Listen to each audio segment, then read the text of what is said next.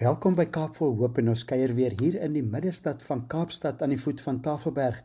En na 'n vroeëre lekker kuier in die Bo-Kaap is dit hierdie week tyd om met nog bekendes van die kleurvolle woongebied te gesels. Tafelberg is lekker toe onder 'n wolkombers en ons gesels so 'n bietjie oudtydse stories en ervarings en ook stories van hoop wat tans alles in die mees kleurvolste woongebied van die land gebeur. Ek ontmoet die bekende kosmaker Faeeza Abrahams en sy gesels oor die beginjare en hoe kosmaak haar lewe beïnvloed het. Yusuf Fukeera is al vir 45 jare haarkapper in die Bo-Kaap en ken die mense van die Bo-Kaap en hul stories baie goed. Dan ontmoet ons vir Shouket Ahmed van die bekende Atlas Trading Co wat al sedert 1946 speserye en vele ander produkte verkoop. En Nurahn Essop gesels oor een van die heerlike disse wat by Faeeza's Home Kitchen geniet kan word. Van heerlike disse by Faeeza's Kitchen gepraat. Faeeza Abrahams is 'n legende in die Bo-Kaap en nog meer bekend geword as 'n gas op die Netflix-program Somebody Feeds Phil. Faeeza's Kitchen is ook huis hieronder in die Koeldesak in Laan en hier het baie gaste al heerlike kos geniet. Faeeza onthou nog toe sy ingetrek het. And then when I moved in here, I was like, this is the best place. Yeah, so I'm here now almost 40 odd years. I did see some changes. Houses became more colorful. That's what happened. The spice shop changed a bit. They had bags before, now they have packets. Everything is sealed up. But other than that, we were very lucky. We didn't, nothing happened to us after District 6. So we were safe there. I guess it's all the mosques that's in the area. God said, no ways. Nobody can come and can demolish mosques here. So, I see some old people here that I was young and now we're all old. For me, I would say that I'm lucky, I'm blessed, that this is where I can retire. I'm retired now. and I'm very lucky that I can meet so many people from all over the world on a daily basis. I just think that I look at mine as a different old age home. I have plenty visitors every day, and I'm very blessed that I have my daughter Nurahn. You'll see her in the segment. I'm lucky that she's here, so a kind of an extension of me. We hope we can do good things and more things and maybe life lessons, people watching, what you learned from the Bo-Kaap and also from your parents and from family. I think people need to learn to be more forgiving. People must not be judgmental, because I find that that's what it's kind of difficult, and I just think that love one another, because that's the best. It's easy to love, man. I think it's so hard to be angry. Hey? It's so easy to just love people. So I think, I'm always warm to everybody. And just also that experience, that Netflix series, Feeds Phil. I was like amazed. What is the people talking about? Because when I saw the episode, I'm like, there's nothing much. Just had a conversation with the producer, and I was like, what are the people talking about? I mean, I saw the episode, and I'm like, we kind of looked at it a couple of times, and I don't know what it was. But anyway, I guess it's the food. Because everybody loves food, I'm sure. I think food brings people together. I mean, when I look at the Greeks and I look at the Italians, they're all about the food and it's family. And that's what it's about. And I think with COVID happening, everybody realized how important family is and friends. Because, and food brings people together. And that's the first thing you do when people come together. It's like, what's on the table, I just think it brings joy and happiness to everybody. So I think prayer is very important, and I think if you have a connection with God, then everything will be easy. yes, you're going to be tested.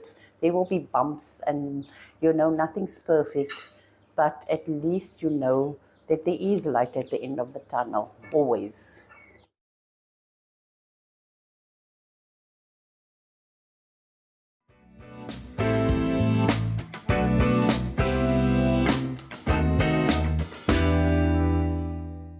Welkom terug by Kaap vol Hoop en ons kuier in die mooie Bo-Kaap woongebied met al sy mooi kleur en kultuur. Ons maak nou 'n draai by Sleek Barber Shop. Vir baie jare is Yusuf Fukeera haarkapper in die Bo-Kaap en hy vertel eerstens wat hy van die Kaapse klopse en die Kaapse kore onthou. Ja, nee, dit is kyk soos hulle nou sê van oude aand af. Dan is dit nou sê hulle van 12 jaar begin die beleikwaaiers. Jy weet mos die beleikwaaiers. Dan is dit ja, soos die verjaarsdag as dit weer klopse. Dat hy met huis aanleg sy. Maar die eerste is 'n jaar van tyd. As die Roosstraat, die bo, was gepak. Was gepak gewees. Hoekom, as die kore opkom, hulle kan nie eens wag nie, dan moet hulle maar wat gee, moet hulle maar opgaan, daar moet hulle gaan by hulle ander gaste, dan gaan sing daar so, aankom hulle weet, dan kyk hulle neer, ons kan nie nog altyd nie kom sing hier nie. Maar ja, so dat aangegaan, dit was exciting meneer, die Roosstraat was te gepak gewees. Voor. En die verjaars dezelfde ding. Voor die koets en die. En dan zie je van die recht af tot aan die straat recht op district 6. Vol. Spesiale tye nee. Ek neem aan as 'n klomp van die manne wat dan seker ook gekom het vir 'n haarsny so voor die tyd om netjies te lyk vir daai tyd. Ja, meneer kom as die koets. Spanne kom. As afneem malak. Julle kop te smeer. Nee, ek weet ons al so baie neer, so weer uit tyd. En so dit vir jouself kosse hierso in die Bo-Kaap. Wat is gunstelinge wat vir u uitstaan? Vir jouself is jy lief vir 'n kerrietjie of 'n hoenderkerrie en watter disse is 'n gunsteling? Ja, by die. Sy was aloubi. Hoenderkerrie, giba. Hoenderkerrie. Ja, die hoenderkerrie. Gevaarlik. Gevaarlik. Je laat hulle so 'n bietjie van die slaai dat jy dan sit dat so sterk is. Hy gaan doen dit vir die Daarna. Maar ja, Ek hoor hulle sit so ywe slaaitjie ook by. Ja, hy is ywe slaaitjie wat hulle mos nou call, ywe keer die tamatie of vir die Daarna daarin. Dis mooi water. Jy kan dit vir ontbyt, middagete en aandete eet. En dan die koesusters, ek hoor op Sondag ook, dit is ontbyt veral op Sondag. Sondags ook gedaan. Daar sit ook mense baie lief vir Sondags. Koesusters by die agter nie. En hier's 'n paar plekke hierso wat dit verkoop. Hier's een in die Roosstraat. Hy is elke, sê maar, ja, hy is hier elke dag. Hy verkoop. Niet hoor, hulle weet al so maar, hulle ken al so maar vir hulle. En sommige is lekker soet en sommige is minder soet, maar hy moet maar stroperigheid hê. Sy pastei, samosas, alles, ja. En die samosas kiel jou tong. Maar die Bo-Kaap is uniek en en hy's lief vir die Kaap. En die Kaap is lief vir die Kaap. Die Kaap is 'n goeie plek. Die Kaap, maar dit is ons plek. Hier sal ons doodgaan. Daar is nie nog 'n plek nie. En sê net maar van die ander plek. Beter as die Kaap. Niks beter nie. Niks beter as die Kaap. Dis is einde van die jare. Dan gaan ek nou sê, ek kom mense van Joburg, van Johannesburg. Kom hulle in stad toe. Van Durban, hulle kom in. Van allemaal die provinces, van die kom hulle in. Kon je toe kom, en dan sê die plesier is die som.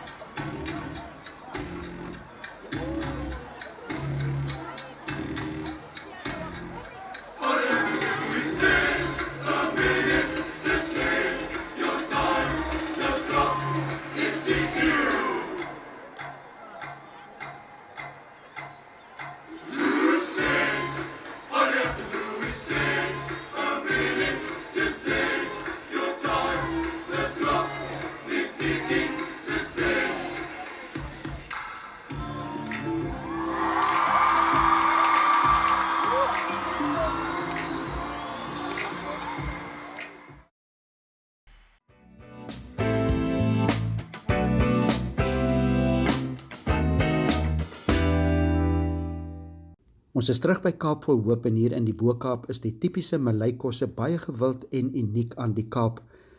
Vir soveel lekker kos is kwaliteitspeserye nodig en Atlas Trading Co bestaan amptelik reeds sedert 1946. Shouket Ahmed is saam met sy broer Wahad direkteure en hy vertel van die beginjare. Started well before 1946. Okay, it was already registered that time. So we were well before that time, because that time it wasn't like registered as such. And as I said to you, that we started as, started with all the people that came from the same village, because nobody had work. So we started off like that. My father saw the potential that, we need this in our country, because there's a lot of people coming in from different, because you must remember they dropped a lot of slaves here. So from Malaysia, Batavia, Indonesia.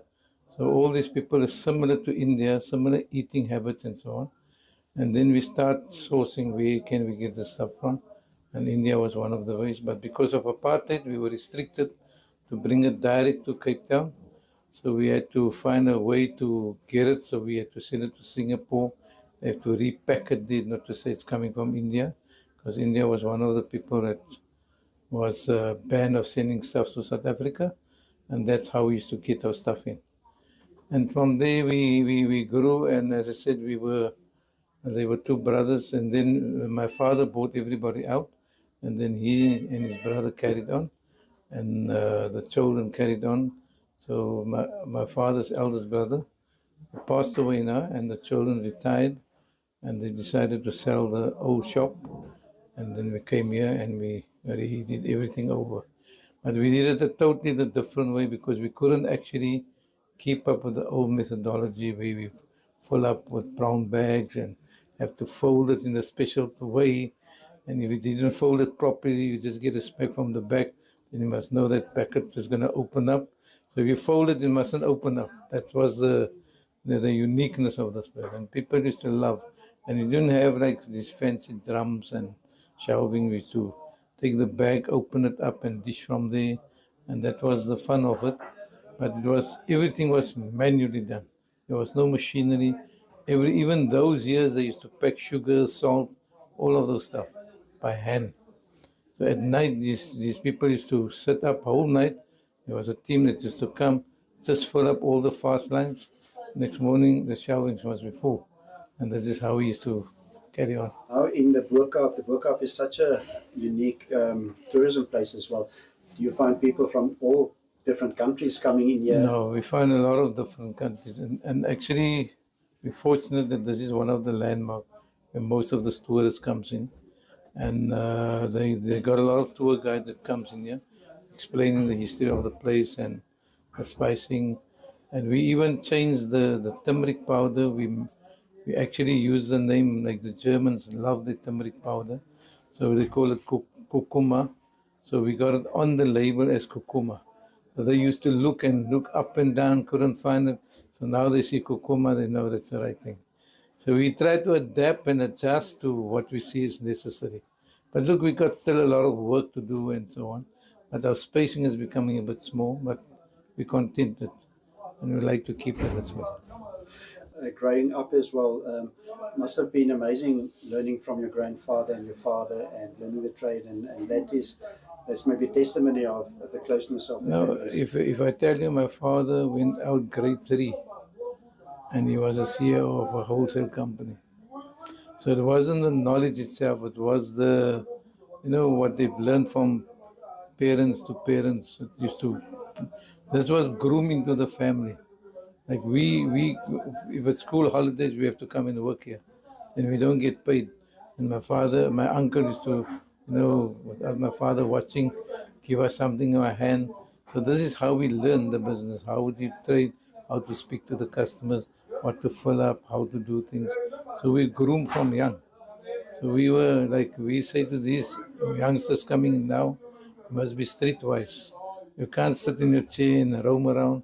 You need to know what's going on. So we could do everything ourselves. So we didn't depend on this one or that one. So that's where the core of the business, because the right people was in the right position and we could manage it well. But we stood our ground. And I believe, what I eat, people must eat. I don't believe in giving junk to people. I want to sleep with a peace of mind. So that's how it is. That's I think was one of the cornerstone why this business is successful. Because we never tried things which wasn't good for anybody.